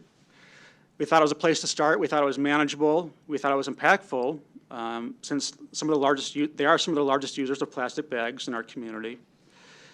And there are other options available in most of those stores, such as paper bags or reusable bags, which are more ideal. We do think the industry understands that this is where this is going across the whole country, across, you might say, the world. It's consumer preference. Wellner's grocery store, for example, I think just this week said they're going to reduce or get rid of all single-use bags by June. Costco, Trader Joe's, and Aldi's already do that. We met with Kroger. The Kroger representative was here today, and I appreciated our conversation about your attention on these matters. As she mentioned, they're phasing out in 2025.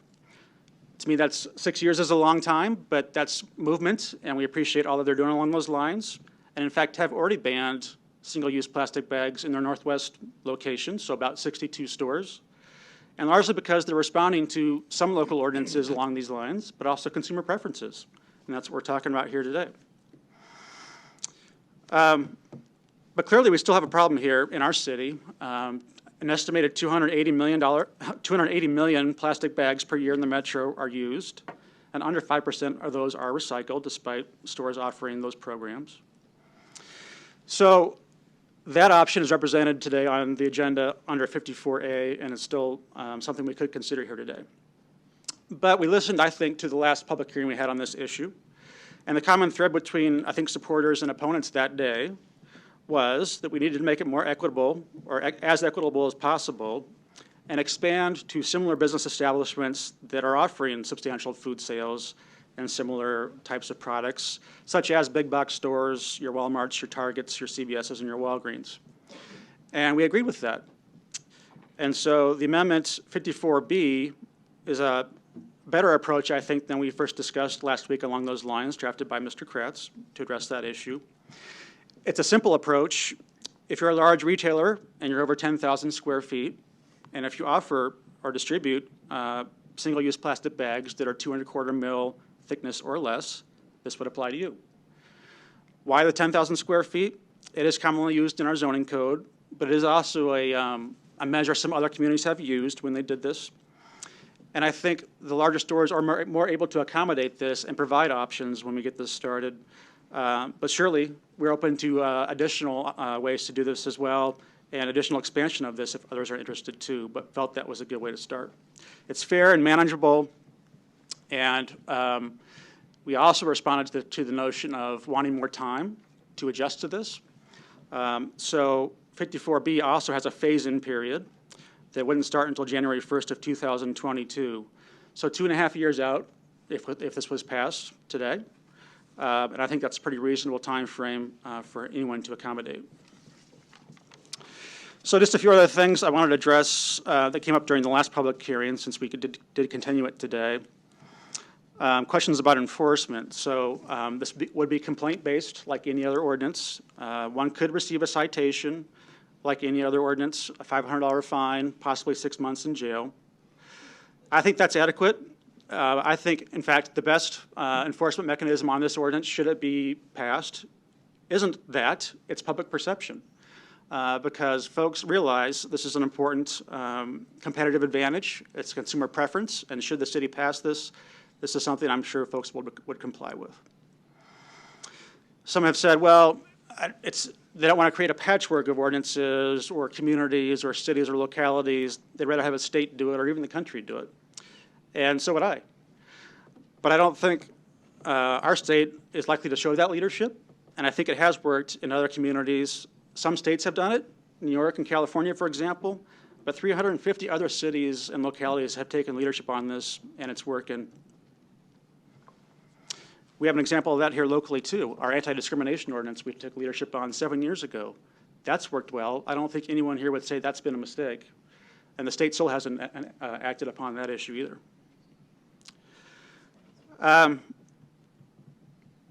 There's been suggestion we take a baseline study to measure the litter problem or to determine, should this pass, how it is determined to be successful. And I actually agree with that. I think that's a good idea. My perspective on that, though, would be we have plenty of time to determine that. Should this pass today because of the phase-in period in 2022, I'd be pleased to participate in that study. So we do have that baseline information to go from when it would go into effect. And having spoken with Keep Omaha Beautiful a little bit, I think they'd be a willing partner in that litter study. Some have said, well, it doesn't work, it won't work. And as I agree with what some proponents have said, this isn't going to address all litter. But intuitively, if there's fewer bags being offered, it certainly is going to have a positive impact on what we're seeing in our streets and sewers and parks. And in other cities that have done this, just a few examples. Chicago has reduced plastic bag usage by 40%. Austin, Texas, 75% reductions in usage. The state of California reports a 72% reduction in plastic bag litter. The community of Lincoln, while this is not a plastic bag, it's a cardboard issue. It was a cardboard ban. Is also an example of how bans can work. They have reduced cardboard to their landfills by 76% by banning cardboard from those landfills. And then lastly, I wanted to address a recent study that was part of a NPR program on April 9th that kind of addressed this issue. And I walked through a lot of important things we talked about here today. One of the things that observed about plastic bags and plastic bag garbage was that bans and different approaches to eliminate plastic bags in communities have no question reduced plastic bag usage in our communities. About 40 million fewer pounds of plastic trash per year, they estimated. This study did observe, though, that there can be increased usage of other kinds of garbage bags or other kinds of plastic for trash or pet waste and some things that have been said today. That's true. That's the whole point. We need to look for other alternatives that are better, and there are other alternatives, and those alternatives don't produce the litter that we're so concerned about and are trying to address in this ordinance. The notion that paper bags could be worse for the environment, they're not. They're more intensive to make, but they're not worse and can be recycled. And this ordinance would stipulate plastic or paper bags have to be 100% recycled and made from 40% consumer content. And again, I don't see paper bags littering our environment. It's the plastic bags that are doing that. And in any event, what you want to do is encourage reusable bags. Some have said, well, tote bags are worse. That can be true, but not entirely true. Again, choice matters. If you chose a cloth bag that was really intensive to make, that would require many, many more times of usage than, say, a plastic bag environmentally. But there's plenty of other bags that are reusable that aren't that way. I own ones that are environmentally neutral in 30 or 40 uses. That's part of the education process we're talking about here today and that we want to encourage. And again, reusable bags don't cause litter. So the NPR study concludes the most environmentally friendly way to carry groceries is to use the same bag over and over again. And I agree with that. So lastly, if I could, I want to call up Chris Stratman from Keep Omaha Beautiful. I want to make it clear that Keep Omaha Beautiful does not advocate or take positions on, I think, city issues or really any public policy at this point. Correct. But their mission is very closely tied to litter reduction in our community and sustainability issues. And I know you have a lot of experience and knowledge about these type of things. So I wanted to offer you a chance to talk about what you've seen or what your thoughts would be on this.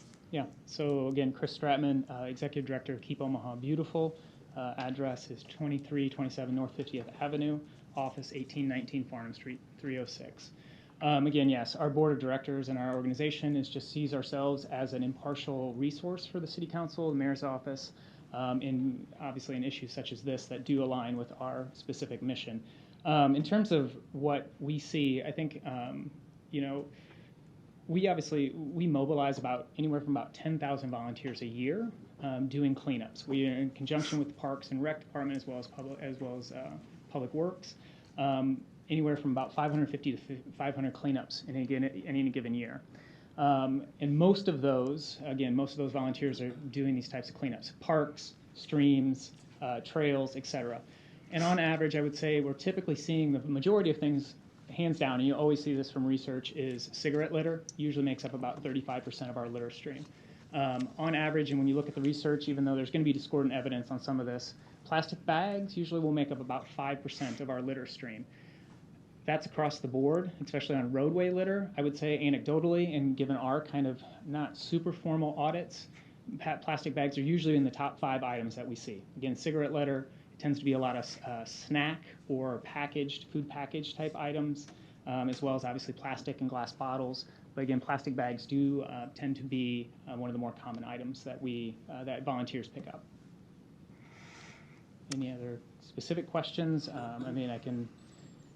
I think one of the big things too, when I hear some of the research that's out there, I do applaud the council as well as the mayor's office in really looking at the holistic elements of this, not in just the litter element, but obviously the environmental benefit. And there is a lot of discordant evidence about there when you start talking about LCAs or life cycle analysis, which again looks at the whole life spectrum of a material, from the point that you extract the resources all the way to you produce it, and then ultimately what we call end-of-life management of that, be it recycle, what have you. But there's all kinds of discordant evidence. It makes a big difference in terms of the assumptions and stuff that you look at. Typically, like something like a paper bag, just to help kind of clarify that, when you look at the evidence, paper bags, because we will see, if you do something such as adopt a ban on plastic bags, you will see, of course, an uptick in paper bags, as well as reusable bags, significant changes in those. You also see, to some level, like the study that Councilman Festersen was referring to, that you'll see an uptick in what we'd say like 4-gallon bags or 8-gallon bags, where people are using those for their trash liners and things like that. Usually, though, what I've seen, and based on the research that we've looked at, it does not offset, though, the overall reduction that we see in plastic bags or plastic across the board. Again, about that LCA side of things, though, and bringing it back to the paper side, paper bags can be slightly more energy intensive to produce. They definitely do undoubtedly use more water in the production of them. However, when you're looking again, the fact that 65% of paper bags are recycled, whereas 5% of plastic bags are recycled, there is some catch on that end-of-life management side. So we have an infrastructure already in place with our recycling setup as it is now, where we can easily recycle those. Now you can, again, recycle bags at most grocery stores, we're very fortunate that most of our large grocery stores do this. But on that note, again, it's usually about 5% on average that we see that those bags are captured for recycling. There have been a lot of education programs aimed at improving that. I think most people would probably obviously support that concept. But however, respective to what we've seen when you look at all the different studies out there, the education, unless it's really focused and et cetera, you'll only see maybe another 5% to 10% uptick on something like that in terms of bags recycled. It's not to say that we couldn't potentially implement more. Thank you. So education is important, and in your brief survey of other communities, you have found these to be effective in that regard. The education? Bans or fee systems or ways to address plastic. Yeah, so there's obviously lots of approaches. There's bans, there's fees, there's hybrid approaches, there's market-based approaches. I know the council as well as the mayor's office had talked about a fee-based structure originally. But yes, we see typically when you look at reductions in plastic bag use, a ban is going to demonstrate a significantly lower reduction, of course, in bags, right? You're removing that from the market ultimately, or a majority of the market. Whereas fee-based structures, they do have some significant benefit in that as well. But bans tend to show more of a reduction across the board with plastic use. And there's several cities, we can go over a lot of that, but there's several cities that have shown significant reductions and a lot of times you'll see the biggest benefit tends to be what we've seen in reduction is when there's been actually a 10-cent add-on to paper bags, which drives even more reusable types of bags. But for the most part, yeah, I guess that's my final point. Great. Thank you. I appreciate it. Yeah. So with that, I'll yield the floor for now. But before I do, I want to move 54B to get that on the table. Second. Mr. Pahls. Thank you, Mr. President. You know, no matter how this comes out, I think, Mr. Festersen, you should feel good because today I heard from students, they're stepping up, they're challenging our thinking. I heard from the business world, they're stepping up, they're challenging our thinking. So the thought process is moving. And being a former educator, that's what I like. That's students, you really tickle me when I hear you talking because it brings back good old days. Speaking of the good old days, I'm going to talk a little bit, believe it or not, about smoking, tipping point, and bags. Many years ago, when I was in the legislature, we wanted to do away with cigarettes, smoking in restaurants and bars. That took a number of attempts. And to be honest, on that, how I voted, I did lose some friends because they were really heavy smokers. I had some bar owners really really mad at me that we were going to mess up their business. Now, right now, if you go to a restaurant, or those of you who do go to bars, you don't see smoking, and they're doing quite well. Because it's what I call, after a series of efforts to eliminate smoking in these establishments, eventually we hit a tipping point, and it was passed. But it took us a number of times. And this is how I see working with bags. It may pass today, and it may stumble, but someday, some of the things that you're aspiring, it will happen. Now, whether it will happen today, because I don't know if we've hit that tipping point. We heard a lot of good discussion from both sides today, but I don't know where the community totally is. I know we take surveys, and you say you have 10,000, all that, but there are a lot of other people out there too. There will come a time when we will hit that tipping point, and a lot of these things that we're discussing today, it's going to be a matter of life. matter of fact, I should say. I know the day will come, if not today or in the near future, where things such as bags will not be an issue. We'll come up with some solution, because the young people are going to be challenging us, and the business world is, I think they're accepting the challenge. I can remember talking from the individual from Kroger's saying that maybe there could even be a pilot thing. Now I'm really pushing it there, because Baker's, which is Kroger's here in the city of Omaha, maybe we could get them to work with us as a city and the schools. That could be one of our answers. Now, that whether we do pass a bill today or pass the ordinance today, I think we have to look at that.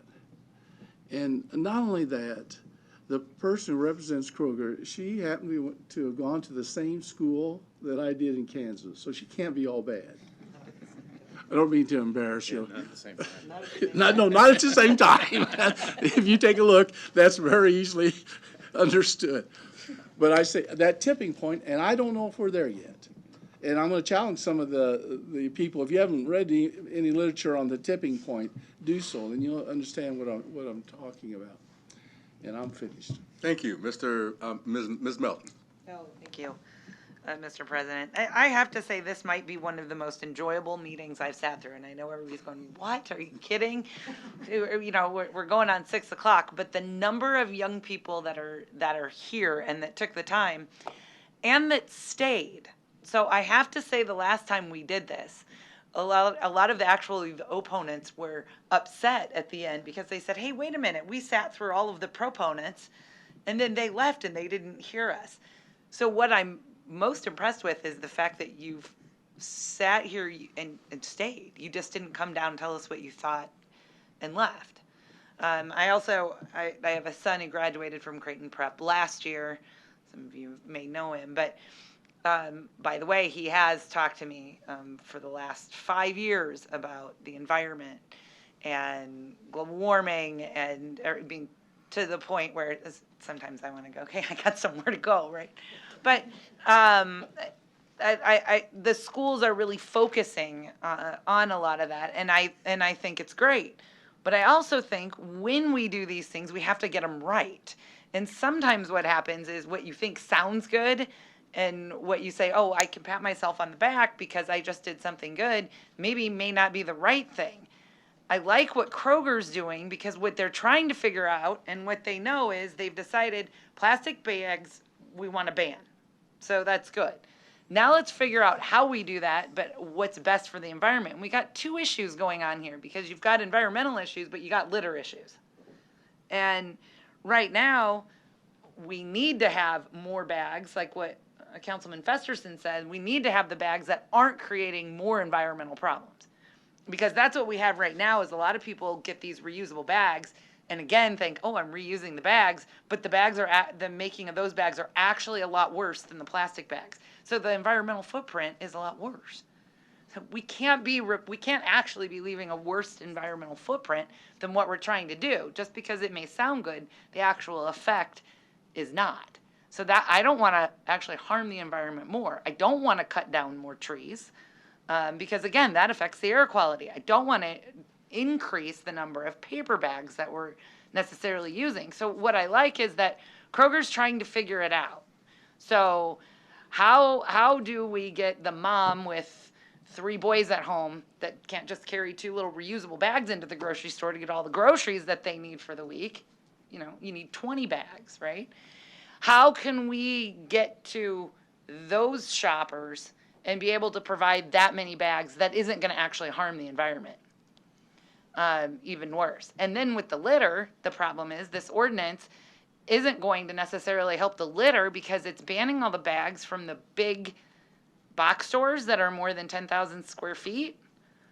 But those bags typically come home. When I go to the grocery store and I'm carrying all my groceries in, those bags are going back in my kitchen and going underneath the sink.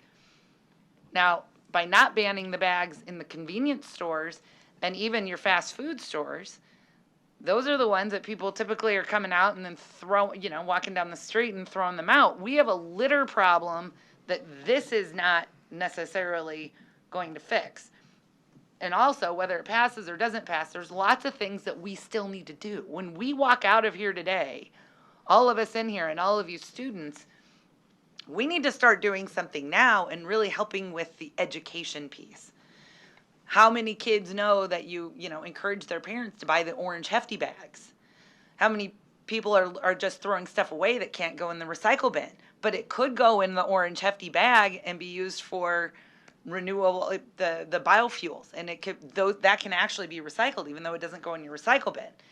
So there's all these things that we need to do. We can't just ban plastic bags and things, so we've solved a big problem because we have a lot of other problems that we need to solve, and the litter problem is significant and people throwing things out. And I liked, somebody mentioned increasing fines on littering, and I think that might be something we want to address too. It's always good to educate first, but if that doesn't work, sometimes you got to go with increased punishment. So what I would like to see is how Kroger is doing this in other areas. They're stating that they need until 2025. I mean, they've got this program going. They're putting a significant amount of time and money and effort into this program. So I would guess they really care about the right rollout. So I guess my opinion is what I would like to see is a resolution by the council saying this is going to be our intent. I don't know that we have to do our own study, but I do think we need to put some money into litter education. We should talk about that in our next budget. I won't get off topic, Mr. President, but I think that there is something that we have an industry doing, and the Grocers Association is working on that, and they're actually doing that. So there may be a better way, and there may be better language that we can put in this ordinance. So that's what I'm offering up today. Think there's a problem. I think everybody in the room agrees we need to fix the problem. And how we go about getting there, though, I don't think we're quite there yet. But there are things that we can start doing tomorrow.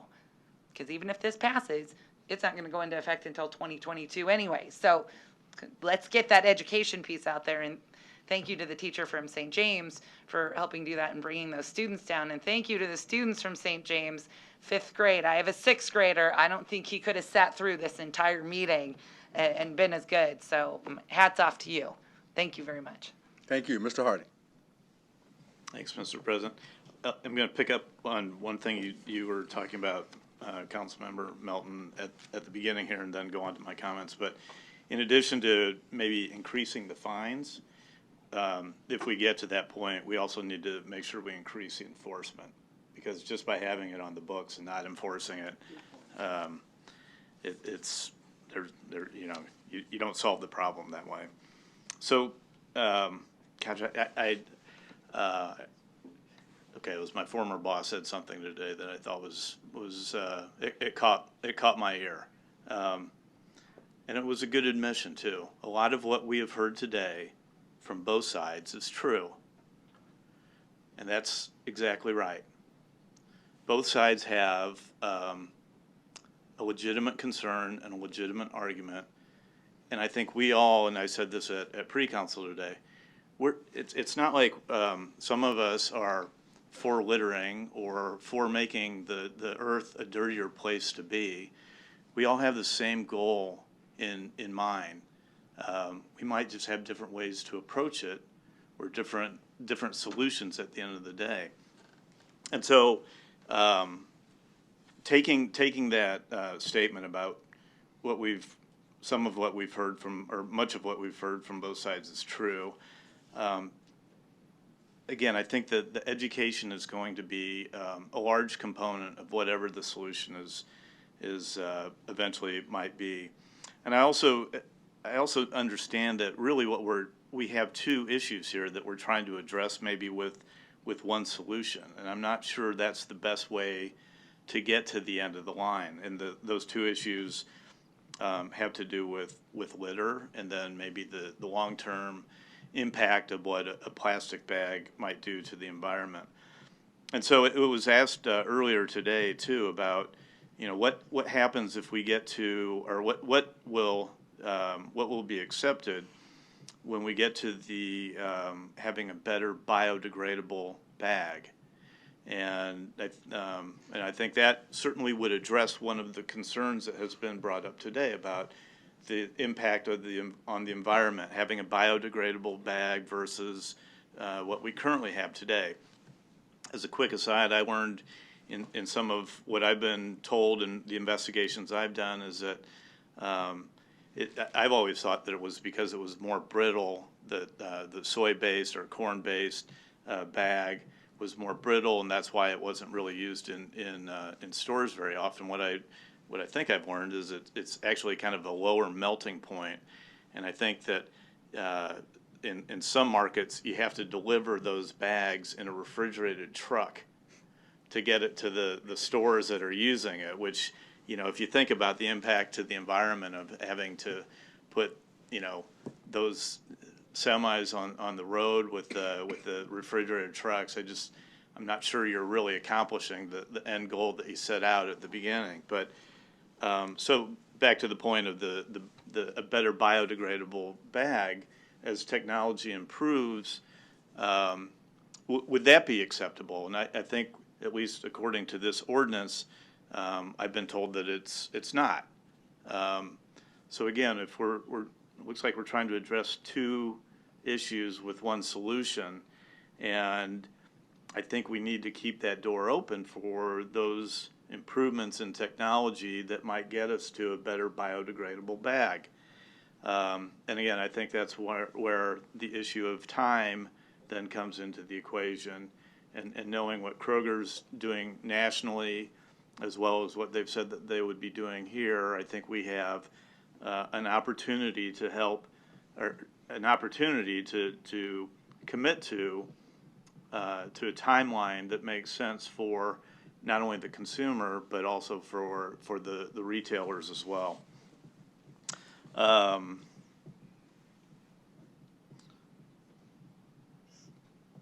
So, I know. The other thing I was going to mention too is I agree with council members Gray and Festersen that this is an opportune time, or the correct time to bring this issue up as well, because when we're in conjunction with the new garbage contract, I mean, when I campaigned, I talked a lot about, you know, garbage day shouldn't be the day after the waste management's been through my neighborhood to pick up the garbage, because what we have is we have recyclable containers that don't have lids on it. And I think not a lot, but much of what might be part of the issue is blown out of, you know, because we have windy days here in Nebraska, and those come out of the recycle bins that don't have lids on them. And as we get to a new contract and having lidded containers for recyclables, I think that will help in some part address the issue. Again, we've got two issues and one solution. So in the end, I agree. I think I'd love to be able to kind of sit down and get more of the stakeholders all together and figure out a long-term solution that fits everyone. That includes retailers under 10,000 feet. That includes the bags that my dry cleaning might come back in. That includes the newspaper I get every morning, and I hope we'll still have newspapers here to get in the morning. The bag that those come in. I think we need to take kind of a longer range, more comprehensive approach to solving both issues, and not with one solution. And then my last point, I guess I talked a little bit about education, which I think is really going to be an important component of this. And you know, I'm going to marry kind of two quotes together from an American author, Norman Augustine and Martin Luther King. And it will go something like this now. Again, it's kind of fused together. One cannot legislate problems out of existence. That part comes from Augustine, and the part that comes from Martin Luther King when he was talking about you can't legislate morality, and the last part of that is you have to change the heart first. And so we have to change the way we do things, and that it's hard to legislate that. What we have to do is find a solution that educates us and compels us to go in that direction. Thank you. Thank you. Mr. Palermo, after Mr. Palermo and Mr. Jerram, I have a few comments I want to make. So, Mr. Palermo. Yeah, thank you, Mr. President. I too want to thank everyone who stuck around. Obviously, with the amount of people that are still here, it shows your involvement on, regardless of what side you're on. And you know, it's like any other thing. You could do a quick Google search on plastic bag ban, and regardless of what side you're on, you're going to be focused of why this is good or why this is bad. But regardless, I promise you, whatever happens today, it's possible to live through it. Okay, we're going to wake up tomorrow, and whatever year this, if it gets passed today, decides to kick in, I promise you Omaha will still be open for business. That's one thing you have to keep in mind. You're going to live through this. And you've heard it time and time again. Now, this is no different than any other ordinance that we partake. Education's going to be the key. Let me say that again. Education's going to be the key. I heard comments from, I believe it was a proponent who said, regardless of the outcome, we're going to be back. Well, it reminds me of when we were sitting in pre-council. We just didn't start talking about this a few weeks ago at first reading. A couple of the council members who've been actively pursuing this, it's been going on before I was even elected. We're talking years back. So this isn't nothing new. And again, depending on what side you're on, there's the proponents and opponents, and I appreciate both sides, but there's one important part to this, and it's when, at least in my life, when I walk my elementary kid to school and the conversation is, hey, Dad, look at all them bags in the trees. Okay, well, let's talk about something else. Or if we ride our bikes to an event in the neighborhood, hey, Dad, look at that bag in the tree. Don't it look like such and such animal? Okay, regardless of the technicalities of if this is good for the environment or bad for the environment, you can't dismiss the fact of the litter you're seeing right in front of you. And that's truly what we need to try to change. So I won't belabor this anymore. I know we still have a couple people to hear from. I'll just say that when you hear the future speak about the changes that need to be made, keep in mind we're not going to be here forever. Thank you. Thank you. Mr. Vice President. Yes, thank you, Mr. President. I want to thank Mr. Festersen and you for your efforts over the last almost 3 years on this. And I relayed this morning, I was in the mayor's office with you, I believe the day of or the day after, really close in time to when you two first had a proposal that was a fee-based plastic bag proposal, and the mayor shared her desire that we not have a fee-based structure, rather that she felt favorable towards a ban. And I said it was so nice to hear words from her that would mean we could work together on something. And I remember leaving there with the exuberance that it would be a nice project to do together. And since then, it's been almost 3 years, and there was no call for a study until about a week or so ago. There was no study for a resolution, or call for a study for resolution, until about the same time. And what I'm hearing from my constituents in overwhelming numbers, not even close, people are contacting me across the spectrum, young and old, progressive to conservative, regardless of party, that they want me to act now, not to wait. To say when you had a chance to step up and do something, even though they acknowledge it's a first step. It's not an all-out ban. It's a first step, incrementally, to dealing with a problem to our environment, to our air quality, our water quality, to our food stream, to any number of things. You know, these bags wreak havoc on our environment, and they don't ever go away. They just become a toxin that gets deposited somewhere. And there's so few of them that are recycled, the city doesn't collect these single-use bags for recycling. They're not accepted. If you throw them in the green bin, they're not getting put in the truck. So I applaud the efforts of the grocery store industry to collect these single-use bags in what they're doing to date. But to me, my constituents want me to act now. I would be remiss if I didn't acknowledge the Mercy Monarch here today, because that's where my two daughters went. And it's good to see that you're speaking on behalf of your school, and you took the time, and you were very articulate and professional, like so many of the other students who came here today. And as Councilmember Melton said, the staying power of the community today for this debate is bravo, bravo, because it's an important issue, and it's, to me and my constituents, it's an important first step that we take now. And that's why I'm going to be supporting this.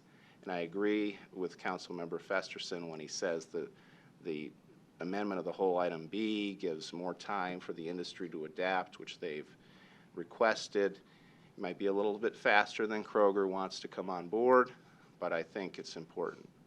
And, you know, I want to keep going to Hy-Vee. Hy-Vee's right down the street from my house to the west. Baker's is down the street to the north.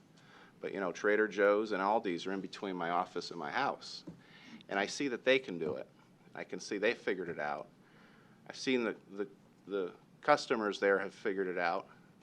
I know my wife puts the reusable bags in my car. They're in all our vehicles, so that when we go, or when she goes, even when she goes by foot, she brings them. So I'm looking forward to this. I hope the mayor does not veto it. I hope she sticks with what she first said, because as a nurse working in public health, who's married to someone who's a medical doctor in public health, who has a son with a PhD researcher in public health, I know she gets it. And I know her instinct when she told me, and she told the press, and it was reported, that the ban was something she would support, that she knew it was the right thing to do at the right time. And I hope that that's what she does here. Thank you. My comments, I'm going to try and keep them as brief as possible, but let me say a couple of things here. First of all, I'm not seeing this as two issues. I'm hoping that we have an effect on litter with this ban. I hope we have an effect on litter. But my concern has more to do with the plastic that these fish eat, that some of these other animals eat, that we turn around and consume. People want to talk about, and they want to speak for the poor and those who are disenfranchised. Well, a lot of them live in my district, and I understand what most of us try to eat. And most of the time when we try to eat, we'll eat catfish, which is not good for us, and it's in our lakes and rivers here. We catch it and eat it. They eat plastic bags. We don't know what that's going to do later on to our systems. So while I appreciate the argument for litter, my objective I'm hoping that we can address litter, but we have to address right now the problem of these, and we know people that will go to all of these seafood restaurants, and all of them will eat like crazy. I know I do. And we don't have even a close idea what we're consuming and what they have consumed. And we know that we're in a crisis as it relates to our oceans and some of our streams. We already know that. We already know that there are animals that eat this product or in some other ways ingest this product that in turn we eat. And so my reasoning for this has to do with you all more than it does me, because it's you all's future. But we got to do something right now to address our future. And the way to address that, in my judgment, now we can all disagree, but the way to address it in my judgment is right now we have a situation where we don't know what is contained in some of the food sources that we eat. That has to be of critical importance now. And it's time for those of us who call ourselves leaders to lead. And we lead by saying, okay, this is not the best first option, but it is a first step, and it does address getting rid of some of those toxic plastic bags that end up in our rivers, our lakes, and our streams. And for those reasons, I have supported this, and my arguments have more to do with the toxicity in the food that we eat than it does with the litter, although I hope that we're going to address litter as well by doing this. But I intend to support this. We as a society sometimes get ourselves in a situation where we're crisis oriented, and we wait till the crisis happens and then we try to fix it. We're ahead of it now to a certain extent, but not by much. And if we continue to delay and delay and delay, it will be a crisis. And then we'll be sitting here talking about why didn't we do something when we had the chance.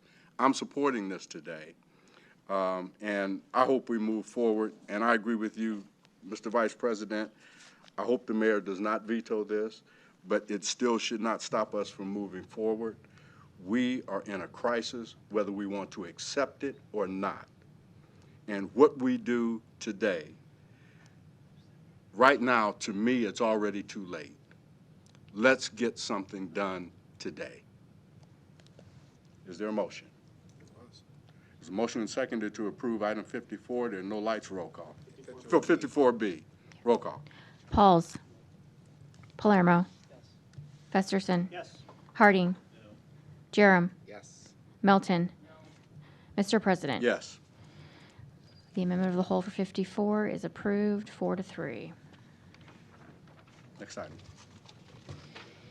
Item 55, an ordinance levying a special tax and assessment on certain lots, parts of lot